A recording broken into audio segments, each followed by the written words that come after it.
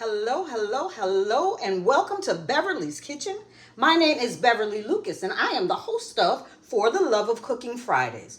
What do I try to do on Fridays?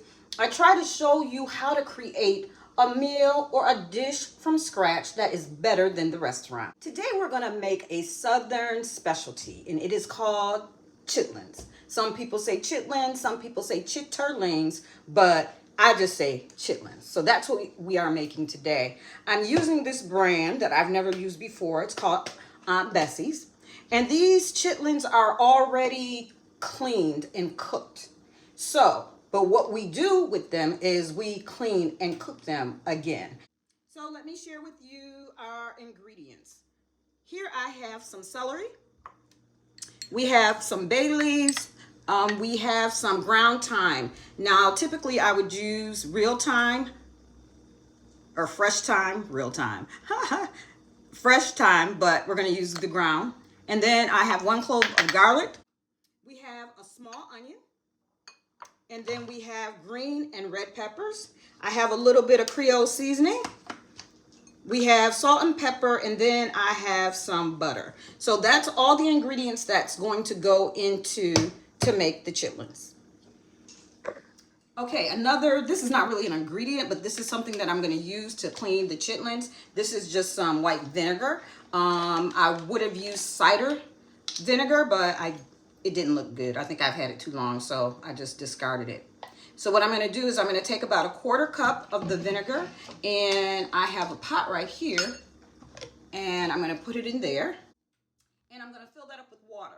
So after I wash these chitlins, I'm not going to clean them yet. I'm just going to wash them. I'm going to wash them free from the sauce, and then I'm going to put them in the vinegar water to help make it easier for me to clean them. Because when you buy chitlins that say that they are already cleaned, they're only cleaned to a certain extent. And I am very picky with my chitlins. I only like just that top layer. So let's get started. Okay, so I have my strainer here. And I have my chitlins. I just opened them up, and this is what they look like. And there is the juice or the sauce running out. So what I'm going to do is I'm going to place them in here. Now, the thing about chitlins is that they cook down a lot. So by the time I get done, it's only going to be about half of these left. So what I'm going to do first is I'm going to rinse them out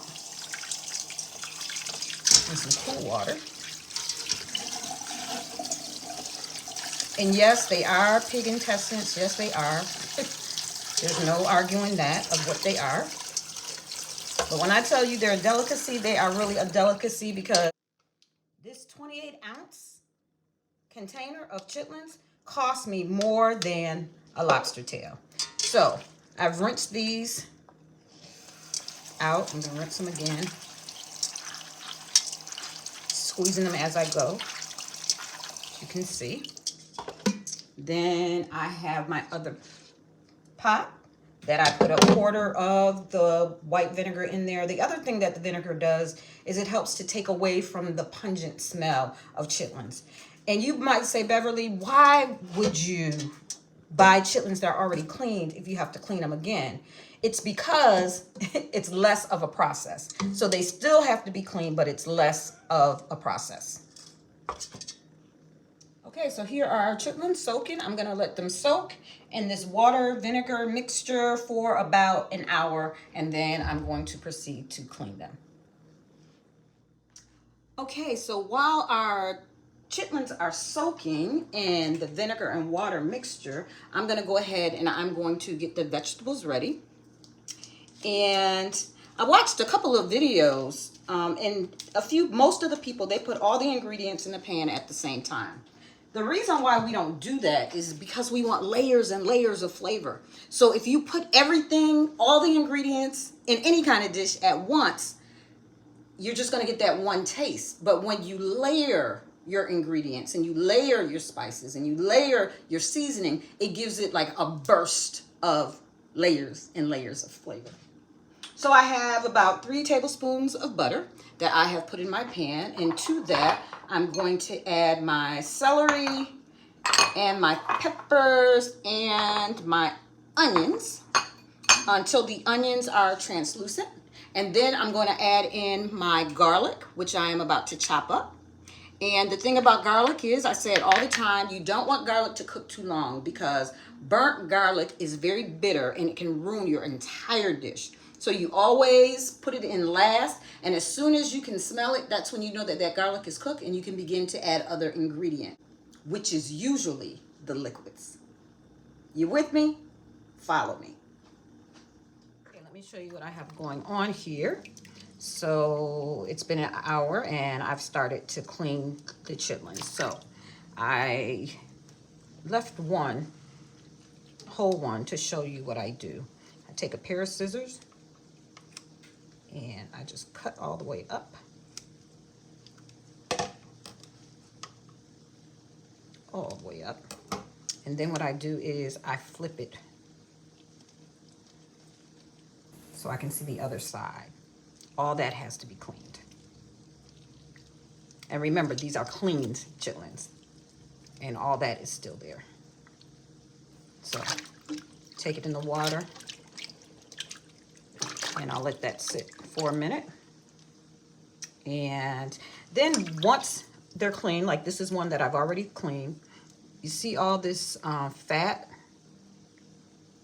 I just start to peel it off. Sometimes it peels off easily. Sometimes it does not.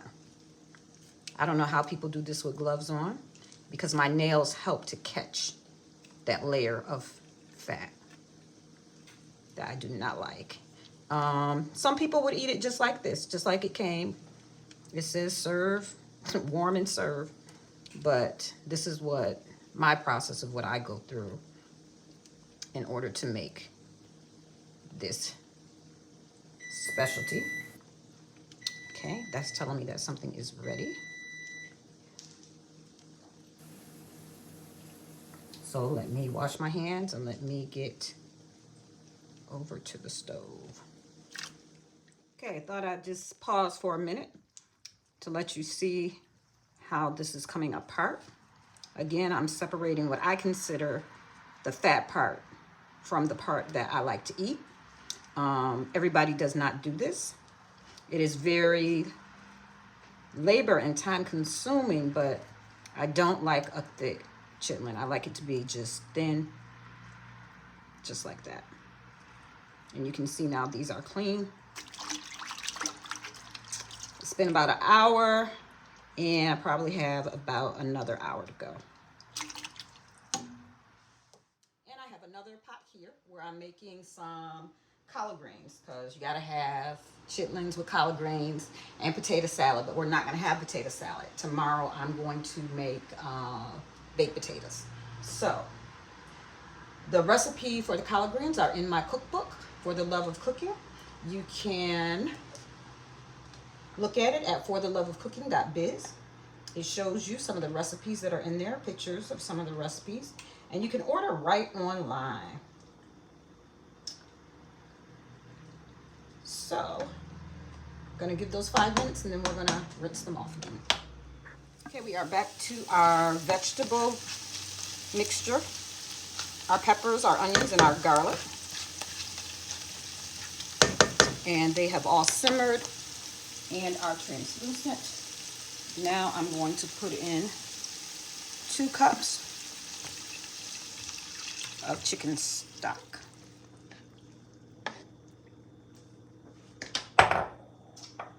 I'm going to add a few bay leaves. I'm also going to add, I was going to use 2, but I'm going to use 1 chicken bouillon cube.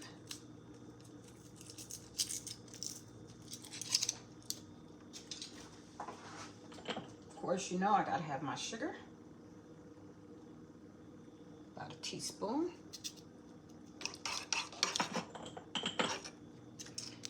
I like mine spicy, so I'm gonna put in some,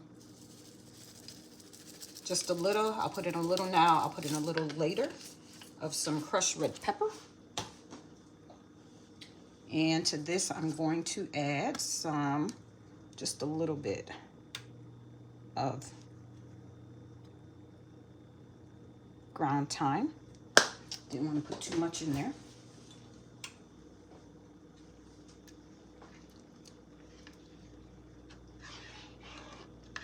Okay, we're going to add some black pepper.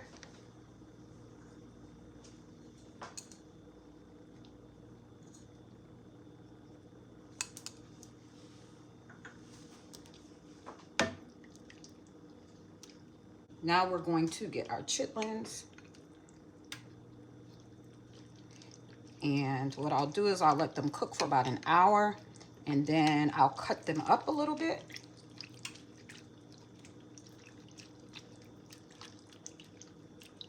We're just gonna turn our heat to low. Our chitlins have been cooking for about 2 hours.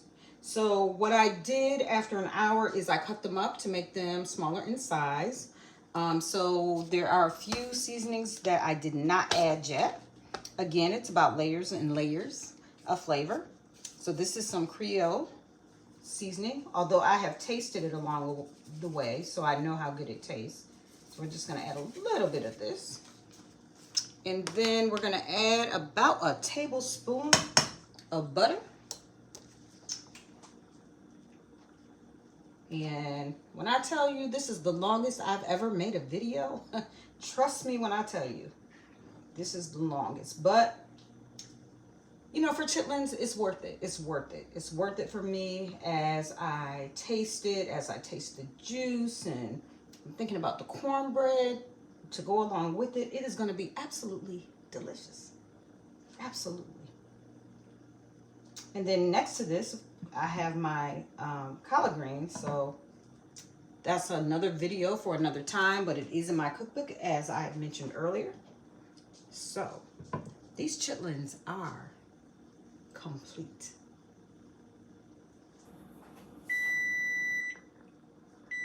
There you go. Well, 6 hours later, what do we have? We have our chitlins, our chitterlings, our chitterlings, however you want to say it. But let me tell you, look at this. I mean, come on. Is it worth it? Absolutely. It's worth it.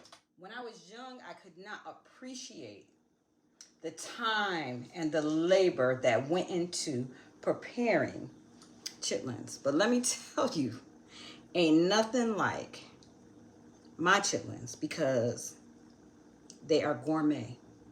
And see, it's still hot. It's still hot.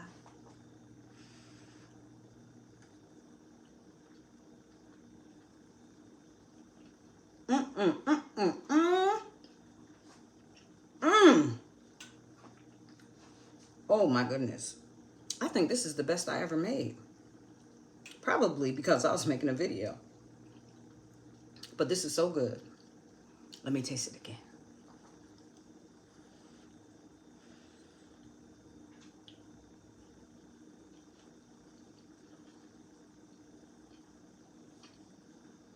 Layers and layers of flavor. Woo! This has been some good 6 hours. So again, my name is Beverly Lucas, and I am the host of For the Love of Cooking Fridays. And on Fridays, I try to post a video to teach you how to make a meal or a dish for your home that is better than the restaurant. But let me tell you, I've been doing this since, I think, March of this year. This has been the most challenging because this has taken me absolutely all day. But when I tell you it is worth it, it is worth it. Why? Because I'm doing what it is that I love to do. So that's my note to you. Whatever it is that you love to do, it doesn't have to be cooking. It could be writing. It could be dancing. Whatever it is, do what it is that you love to do. Until next time.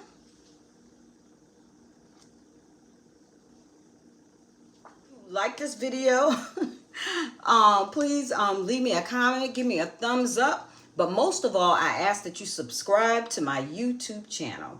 And then remember that I have a cookbook, no chitlins, not in the cookbook. Or you can go to my website at fortheloveofcooking.biz, and we can make this thing happen, because this right here, This is absolutely the bomb.